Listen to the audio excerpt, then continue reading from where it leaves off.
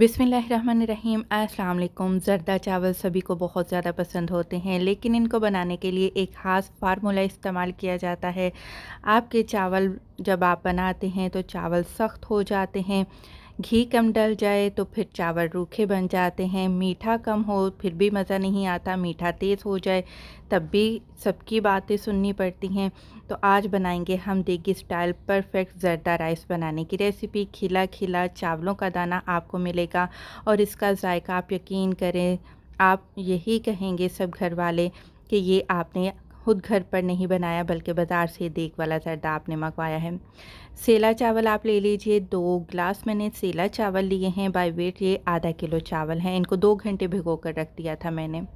अब मेन काम है इसकी मेजरमेंट का। जिस गिलास या जिस कप से आपने चावलों को मेजर करना है, उसी से बाकी तमाम चीज़ें भी आपने नापनी हैं। मेरे पास ये वाले 2 ग्लास चावलों के थे। जब मैंने आधा किलो चावल को नापा तो ये 2 ग्लास चावल थे।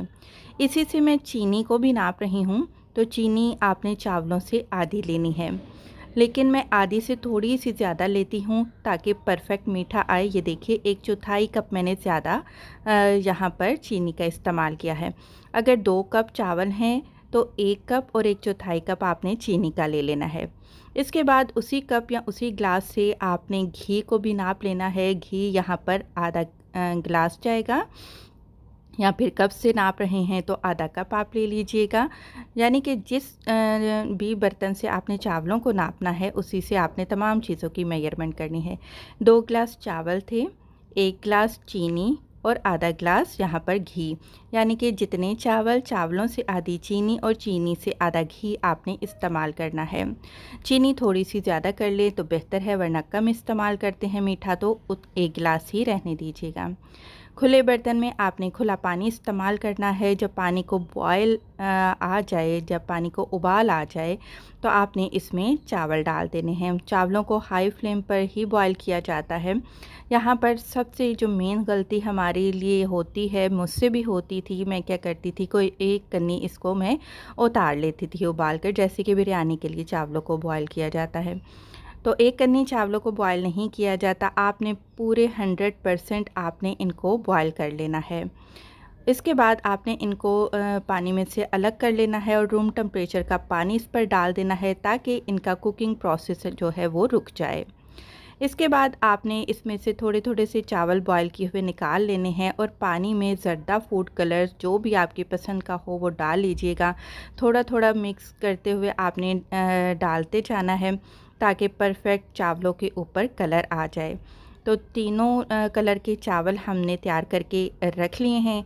अब चावल पकाने से पहले एक काम आपने लाजमी कर लेना है। अगर चाहें तो ये प्रोसेस करें, अगर नहीं दिल कर रहा आपका ड्राई फ्रूट डालने का तो आप इसको स्किप भी कर सकते हैं। 2 खाने के चम्मच आपने घी लेना है। घी जब मेल्ट हो जाए तो आधा कप छिलके उतार कर आपने बादाम के डाल देने हैं और आधा कप ही इसमें पिस्ता डाल देने हैं। अगर ड्राई फ्रूट डालना चाहें तो डालें, नहीं डालना चाहे तो आपकी मर्ज़ी है। हल्की आंच पर इनकी खुशबू आने तक आपने इनको रोस्ट कर लेना है और फ़ौरन आपने एक अलग प्लेट में निकाल लेना है। फ्राई पैन में पड़े रहे तो ये मज़ीद जल जाएंगे। अलग से प्लेट में आपने इनको निकाल लेना है। अब आपने कढ़ाई लेनी है और उसमें आपने घी डाल देना है। याद रहे कि घी को सिर्फ मेल्ट होने देना है, आपने इसको गर्म नहीं करना। घी में साथ ही डाल देंगे 3 अदद लौंग और 3 अदद छोटी हरी इलायची खुशबू के लिए। जैसे ही आप देखें कि घी मेल्ट हो चुका है, आपने फ़ौरन ही इसमें चीनी शामिल कर देनी है ताकि चीनी घी में डालते हुए जले नहीं। सिर्फ 2 टेबल स्पून आपने पानी शामिल करना है। ज़्यादा पानी का इस्तेमाल आप नहीं करेंगे वरना आपको बाद में मुश्किल होगी। इन तमाम चीज़ों को आपने मिक्स कर लेना है। पानी इसलिए डाला है ताकि घी में चीनी जले नहीं। जैसे ही घी और चीनी आपस में मिक्स हो जाएंगी, आपने बॉयल किए हुए इसमें चावल डाल देने हैं।